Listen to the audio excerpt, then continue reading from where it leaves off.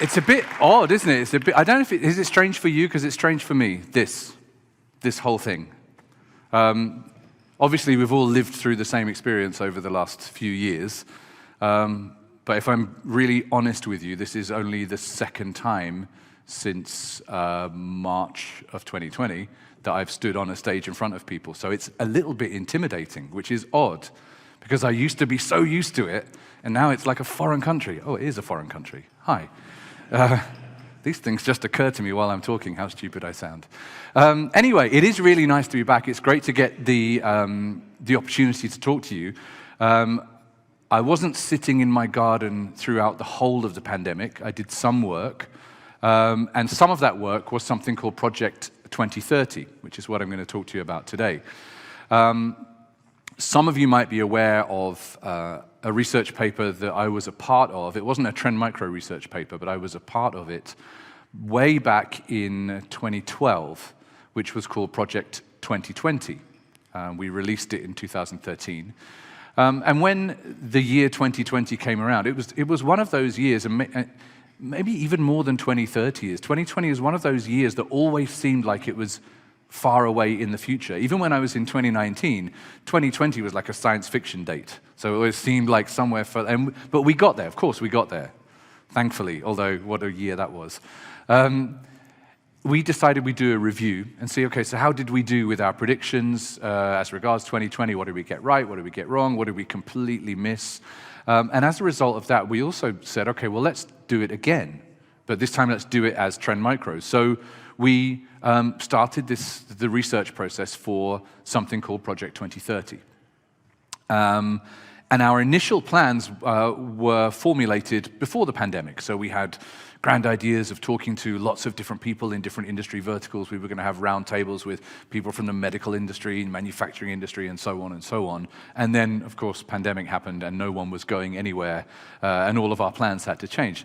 I'm kind of glad, though, that the timeline was what it was, because it meant actually we could factor into our research something like the pandemic, because obviously it's had profound effects, and there are long-lasting changes in the way that we work, the way that manufacturing works, the way that the economy works, that are a result of that pandemic. So that kind of all was factored in, but our methodology necessarily had to change. So Project 2030 is a research project which is, the goal of it is to give you, and other people like you in various industries, the opportunity to make a more nuanced, long-term plan in terms of how your business operates, what the challenges might be in the future. Because one of the things I think that's certainly, I can only speak about the industry that I know, which is the cybersecurity industry. I've only ever been in this industry. Well, I used to work in a record shop, but I don't think that counts, and a timber yard, and a bookshop. But other than that, I've only ever been in this industry. And I think one of the things that happens within cybersecurity is we restrict ourselves, I think, out of necessity to a very short timeline. We tend to work to a 12-month timeline, possibly 24 months. If you look at what happens in the predictions that are put out by our industry every year, starting around November, you get the predictions for the next 12 months. And that's as good as it gets. But it doesn't allow practitioners, cybersecurity practitioners, to get out of firefighting mode. You're consistently in the trenches, dealing with today's problems, and the ability to construct a long-term cybersecurity plan rather than a long-term business plan or a technology plan is severely restricted by that. So the idea of something like 2030 is to give you the information on a possible future so that you can make a more nuanced long-term plan. We set all of our predictions in the fictional nation of New San Joban, or New San Joban. It changed names while we were filming, of New San Joban, because rather than try to predict the future of a single real-world nation, it made more sense to bring all of our predictions together in a single place, because it meant that we could draw out interdependencies between the things that we were predicting. So what I'm going to talk to you about isn't meant to represent the entirety of the digital future of one single nation. It's not like, hey, this is what Finland's going to look like in 2030. But it's a future which, while it is possible or even probable in some places, it is perhaps only vaguely plausible, or in some cases impossible in other places. It totally depends on the geography that we're talking about. But for the purposes of the research, we brought all of these predictions together in one country. So to do research like this, we reviewed the methodology that we'd used in Project 2020. We tweaked it a bit and changed it around, but one of the constants is, of course, you have to start from a baseline. You have to understand where you are today so that you can start extrapolating out and trying to work out where you're going to be in the future. So to build that baseline, we did a few things. We looked at reports from international organizations like United Nations, like the European Commission, like Interpol and Europol, those kinds of organizations, where they were reporting on what does the technology and threat landscape look like right now. So those organizations, once we'd brought all those reports together and synthesized what they were talking about, it kind of broke down to this is what we're facing today. So all of this should be very familiar to you. This is the threats and threat vectors and the things that make those threats happen in today's threat landscape. That allowed us to start drawing out that baseline. And then the next thing that we did is we took those 12-month predictions. Actually, we took as many of them as had been published by the beginning of January 2020, because that's when we wrote that section of the report, and tried to get an idea of where the weight of industry agreement lay about where we were going over the next 12 months. So obviously, we took every individual vendor's predictions for the next 12 months, put them in a chart, and wherever there was broad agreement, we would say, okay, that's one that obviously has more weight behind it as a prediction, because I'm sure you all know that there's quite a lot of commercial interest in those predictions sometimes. The company that makes a thing that protects databases has a lot of predictions about something really bad is going to happen to databases, for example. So we tried to ignore those ones and synthesize what the predictions were for 2020. So you can already look at that and say, okay, how much of that has come true over the last actually more than 12 months now. Attacks on APIs, well, we still haven't really seen that. I mean, it's happening, but it's not like this is the next big thing. Ransomware and double extortion, that's kind of a no-brainer, right? So that's definitely happening. IoT-related attacks, for sure. We're seeing expansion of things like Mirai botnet. So there's some value to these predictions. It's not that they don't happen, but it's that they restrict us to that very short timeline. So we built these three scenarios, and we built a scenario for what does 2030 look like for the individual, what does it look like for a manufacturing organization, and what does it look like for a country, for a government.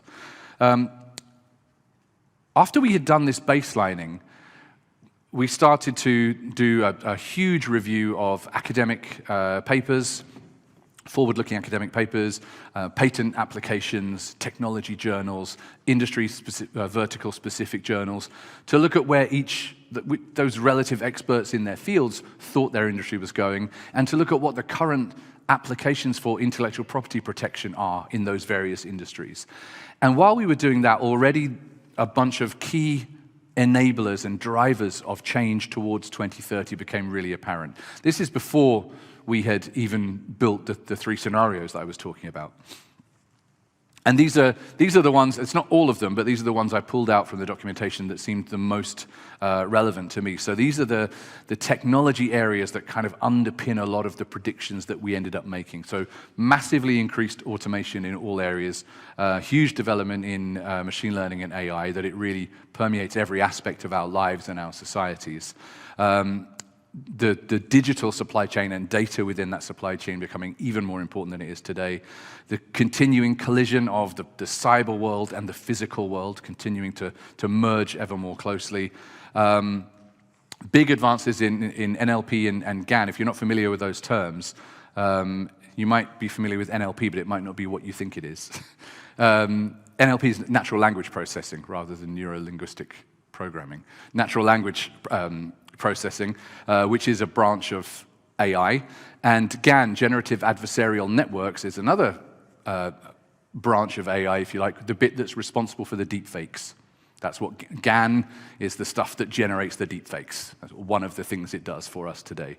And we think, and you'll see in some of the predictions why those particular areas of AI are important to what we're predicting. Fully immersive digital environments, and this is funny because, like I said, we started doing the research pre-pandemic and then carried on throughout. Definitely all of these predictions were made before Facebook became Meta, before Microsoft started also talking about the metaverse, and before actually the whole concept of metaverse was really in the broad public consciousness. So the prediction predates already those announcements, but we do begin to see it coming true. God, I was looking yesterday, actually, if you look at my LinkedIn, you'll see a post I made, I think it was yesterday. There's a lot of dismissive talk about the metaverse, and people think that it's 80% bullshit and 20% possibility. I was looking at some fantastic work that a graphic designer had done with Unreal Engine 5, where he's recreated an entire Tokyo metro station with all of the different daylight and interior light to wander around as a completely immersive environment. To look at the digitally generated footage with Unreal Engine, you would not know that it wasn't video footage. If you're curious, I posted on LinkedIn, I think yesterday or the day before. It is incredibly real and incredibly immersive. You can imagine it with a VR headset on. You would be there in that environment. So these things are happening now, and we still have the best part of a decade to go until the reality that we're talking about is with us. I'd forgotten how, when I'm standing in front of people talking, I just go off in every conceivable direction and then have to bring myself back to what I'm supposed to talk about. So, what I'm supposed to talk about is what the predictions are. So, let's look at what does 2030 look like for the individual, for you and I, in, let's say, the most advanced, technologically advanced country in the world by 2030. So, sensors play a huge role in our lives by then, even down at consumer level. Imagine sensors in your clothing telling you what size you are so that when you order online, you don't have to worry about whether it's going to fit you or not because you actually know what size you are, and that can be transmitted with your order, and the clothes that you get will actually fit. You won't have to return them. Imagine, perhaps even more useful, when you have to buy shoes for your child, you don't have to try and find their big toe anymore because that's impossible. You can actually get, the shoe tells you, hey, by the way, your daughter's shoes are too small now. Would you like me to reorder them for you? These kinds of life-enhancing, tiny, tiny things, but that are massively life-enhancing, like a dishwasher, right? You imagine someone trying to sell you a dishwasher in the era before dishwashers existed. There's a machine that will do the washing up for you. It will massively enhance your life. Well, massively, maybe not. And then it comes along and actually it does massively enhance your life. You don't realize how much of a grind it is having to do the washing up every day. So things like that, little sensors in clothing, but also medical sensors. So we talk about, for example, contact lenses that are continuously sampling your lacrimal fluids, your tears, because that is already a medical diagnostic tool. Sampling the fluid in your eyes and looking for markers of disease and degeneration. Patches that you can wear on your skin that do the same with sweat. You can make actually quite advanced initial diagnoses from things like sweat. We even actually spoke, this was supposed to be a joke at the time. My co-author, Vic Baines, and myself, we were sitting down together just bullshitting about the future, trying to come up with ideas. And I said, what about a smart toilet? Inspired by, I don't know, actually, I'm not sure what toilets are like in Finland yet. But in Germany, I don't know how many of you have ever had a poo in Germany, but they have that shelf at the back. Do you have that in Finland? So in Germany, they have like an inspection shelf at the back. So the water is all down at the front and there's a shelf. Because Germans are kind of weird about health. So they like to obviously check it out and then flush. This is not the presentation you expected.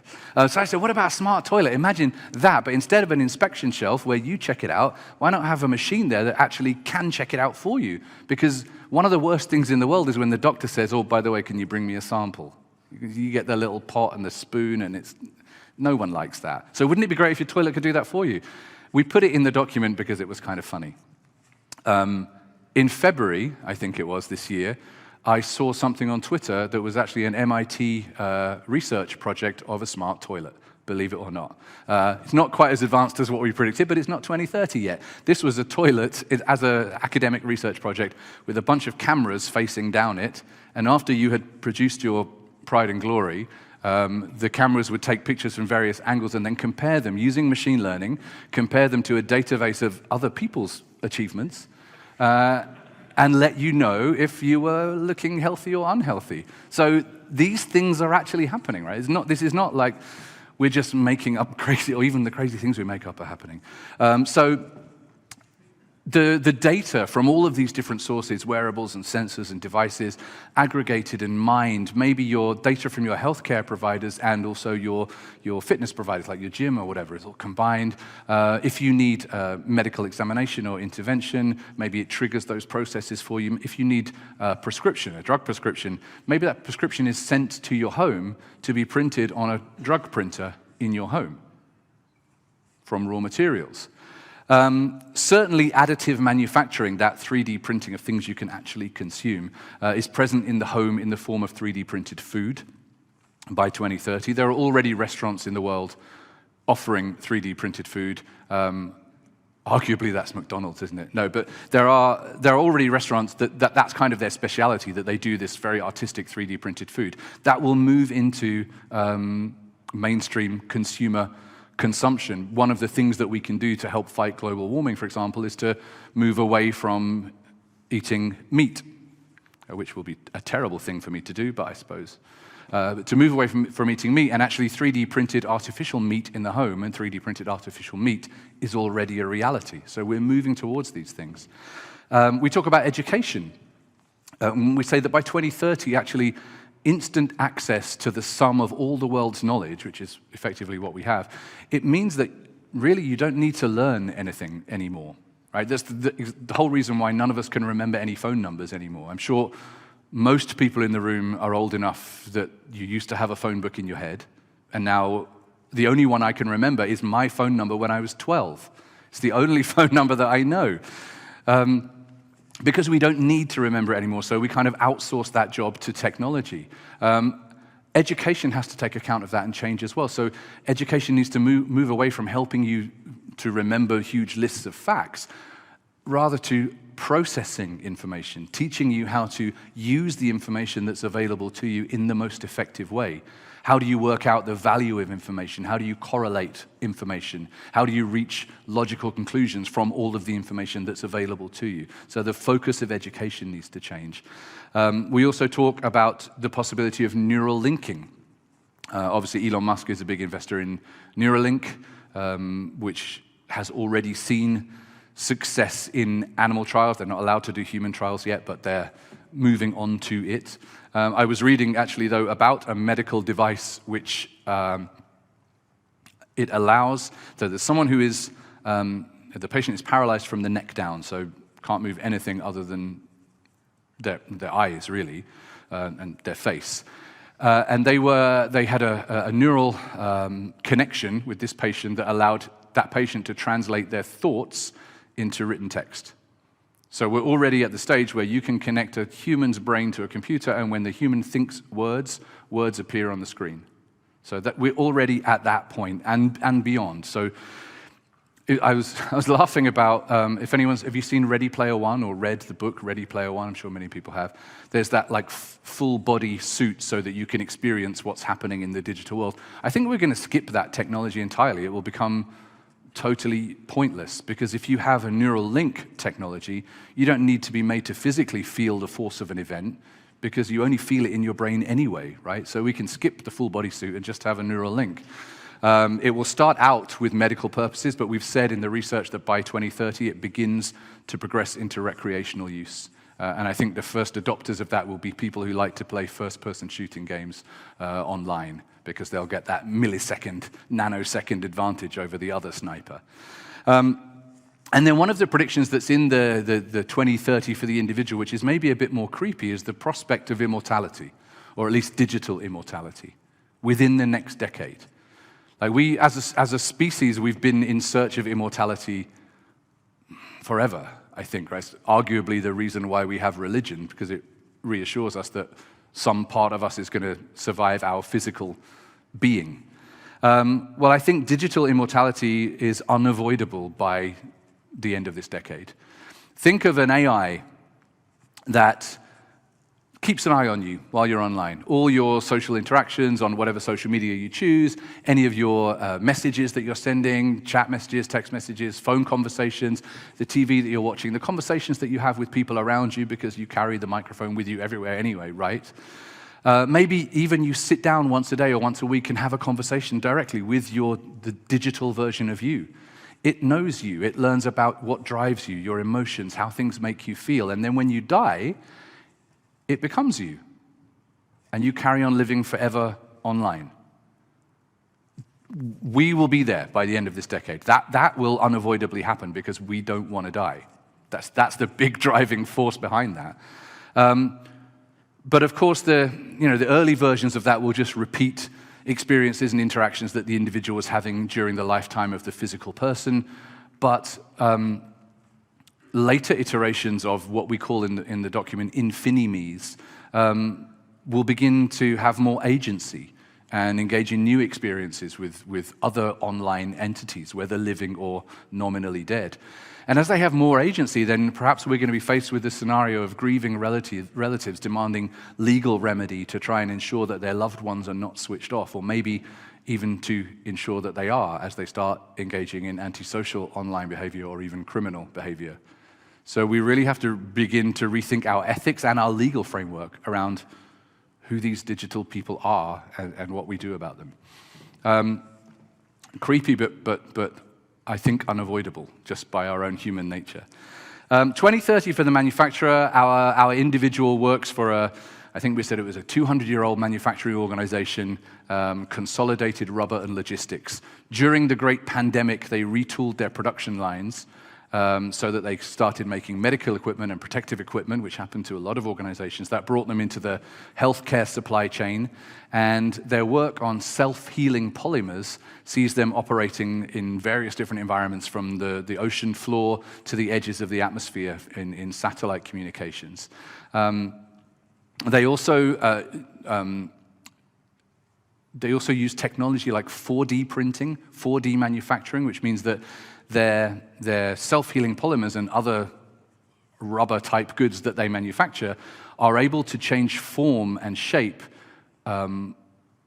as a result of external stimulus, whether that's Bluetooth, Wi-Fi, GPS, whatever that might be. So if you want to transport something to the bottom of the ocean or up to a satellite, wouldn't it be great if after manufacturing it's a flat-packed item like a piece of IKEA furniture, and when it gets to the satellite, it opens out into the thing that it's supposed to be. So this is the notion of 4D printing.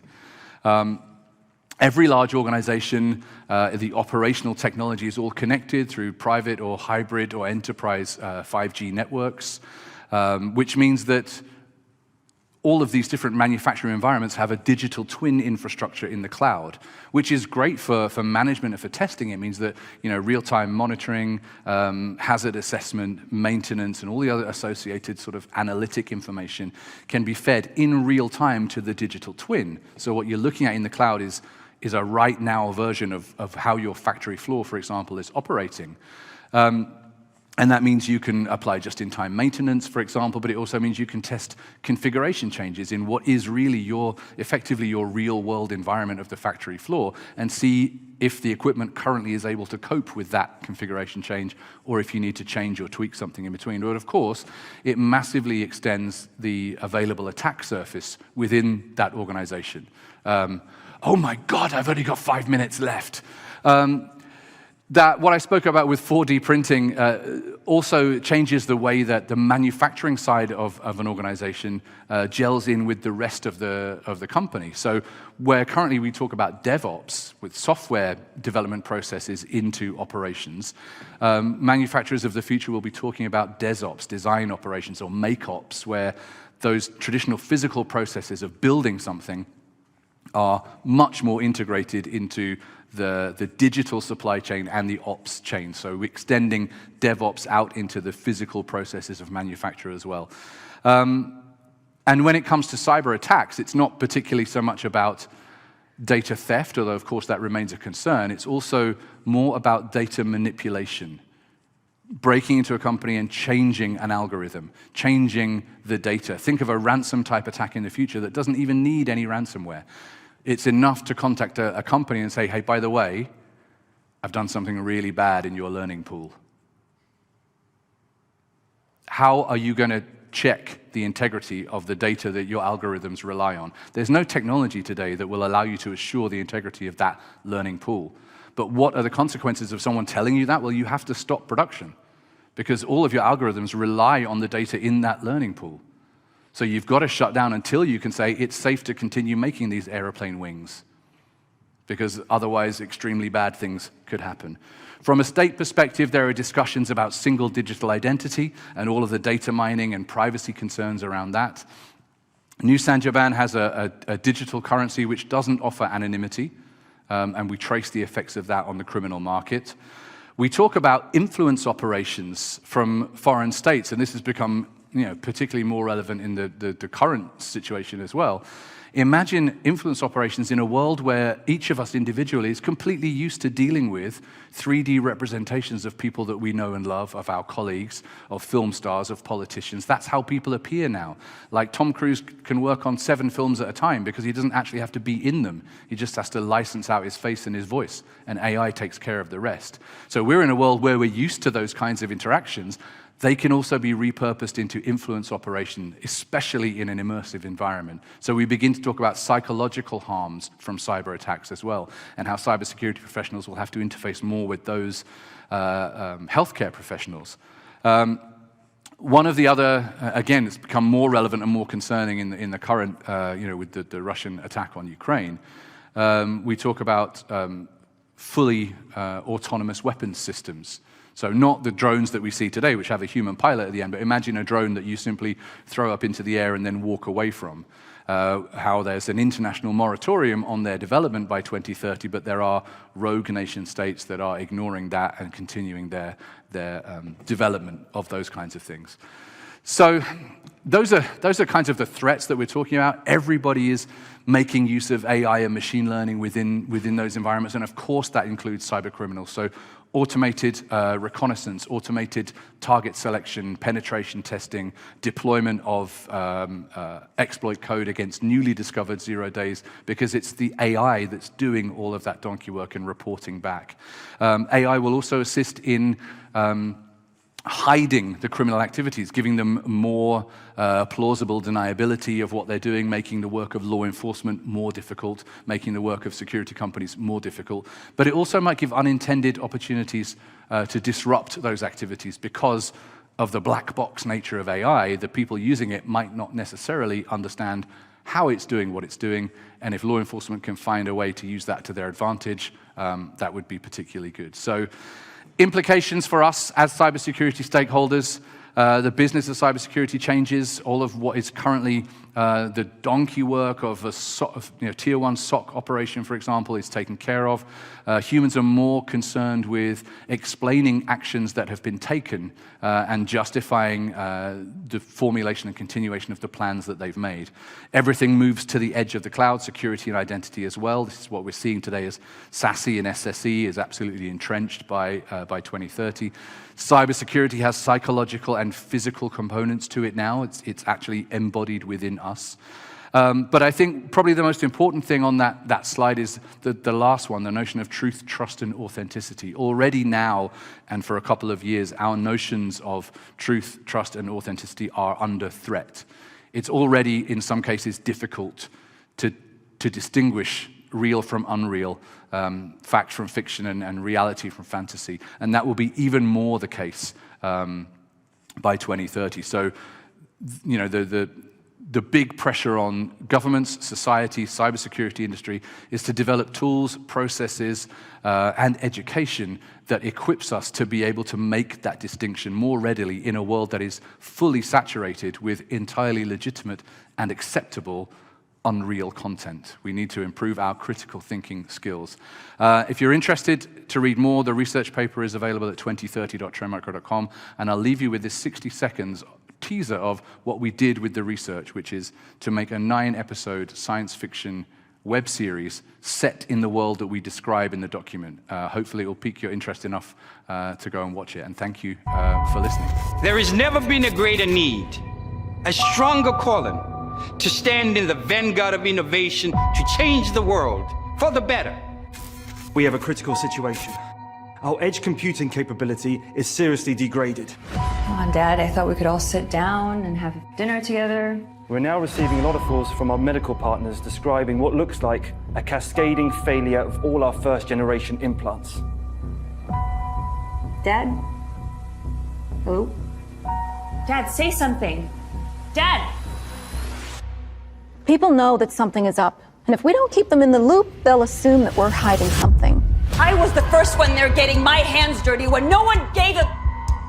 all those people dead and their families. How a corporation of your stature is slower than a streaming journalist. When you're changing the world, sometimes Sometimes you can accidentally kill people. What I'm about to show you is shocking.